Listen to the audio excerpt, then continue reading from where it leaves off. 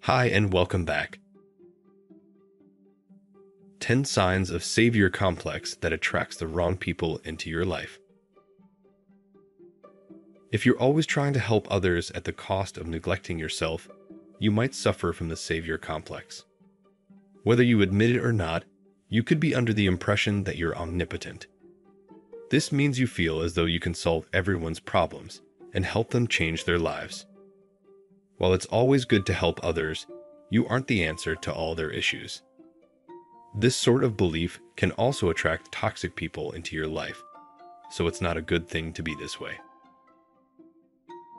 Sometimes the savior complex is difficult to identify. That's because helping others is a positive thing to do. However, there's a boundary when you help others because too much help enables them to continue bad behavior. This complex can also be tied to self-serving motivations as well. So, here's how to recognize when you or someone you know just helps a little too much.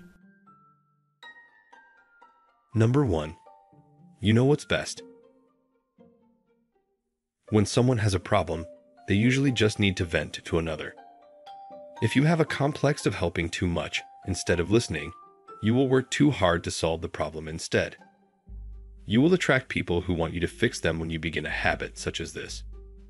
When you first attracted those who only wanted you to listen, you will now attract people who always need to be fixed. Your complex will become a full-time babysitting job. This is because you seem to always know what's best for them. Number 2. You think you're better than professionals. If a friend seems to need help, yes, you should do all you can.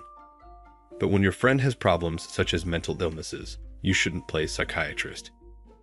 Many of us have been guilty of this from time to time, trying our best to understand and offer the best advice. But we cannot be our friends' saviors. The professionals aren't saviors either, but they're educated to know the best for those who need help. This sort of behavior will attract those who are severely sick, looking for someone to heal their deep traumas. Number 3. You do all the work. If you're in a relationship and you're the only one with a job, the only one who does the chores, and the only one who remembers most of your appointments, I'm sorry, but you have a savior complex.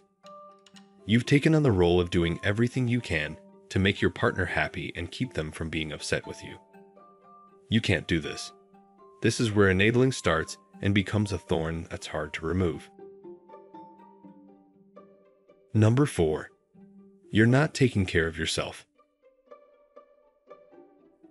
Having a savior complex often includes putting your partner first all of the time. This also means putting you last. When you put yourself last all the time, you let your appearance go, your other responsibilities, and lose touch with other people as well. Being a savior to a friend means sometimes not being there enough for yourself, you see. If you wonder why you don't look as vibrant and happy as you used to, then it might be because you're helping others a little too much. Number 5. You think they can't make it without you. Somewhere along the time of knowing your friend or partner, you came to the conclusion that they couldn't make it without you. They always seem helpless and see you as their knight in shining armor. You embrace this as a good thing, but it's not. It's another way that you're enabling them in their behavior, and every time you try to break free, you can't stop checking back in on them. This usually happens just as they are having a bad day. So you step back into their lives because they cannot make it without you. Number 6. You help those who disrespect you. When you have a complex for helping others, you sometimes pick the ones who would care less about your welfare. You see it as your job to help them, but they barely notice that you need help sometimes too. They use you for every bit of energy they can get. You let them do this and see yourself as an important aspect of their lives. It's really delusional. Number 7. You're only happy when helping. Some people aren't happy unless they're helping someone, especially a romantic partner. Have you noticed that when your partner says they don't need help, it makes you feel useless? This is not normal. You should be able to feel happy whether you're helping someone or not. Placing your happiness in the hands of someone who always needs help is extremely toxic behavior from both parties. Number 8. You blame yourself for failures. If something happens, you try to help, and it doesn't work. So you will blame yourself first. You will ask questions like, did I say the right words to help them? Or, what did I do wrong? The truth is, even though you try to help others, they must also help themselves. Don't be miserable thinking every failure to help someone is your fault. It all comes with the complex choice of helping others. Number 9. You handle their schedules for them. You should never know more about a friend's schedule than your own. When they cannot take responsibility, it shows the level of interest they have in their own future.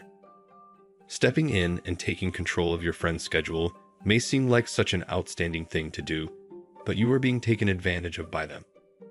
You are not their savior, and once you stop keeping up with their responsibilities, they will learn they can do it on their own. Number 10. Your conversations are questions.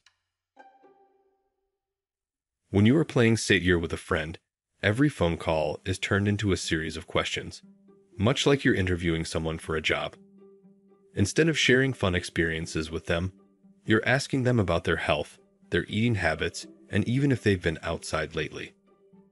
If someone you care about is suffering from, let's say, a mental illness, you may call and ask all sorts of questions about their moods, activities, and even medications. You have to remember, you're a friend, not their doctor. Conversations are better when you can have positive talks and share ideas. Let's leave the medical aspects, for the most part, to a professional. The take-home. The first thing you need to do in order to improve your life is to get rid of the savior complex, and you can. This thought process will slow you down, and before you know it, your entire life will be spent trying to save someone else.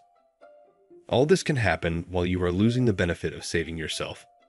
The truth is, you can save yourself. It just means you can spend more time focused on your needs and a bit less on trying to change the whole world. You aren't a god, so you cannot keep trying to be one. Think about it, asterisk. That's it for this video. Please feel free to share your experiences in the comments below. Thank you for your time, and don't forget to like and subscribe to the channel to never miss future uploads.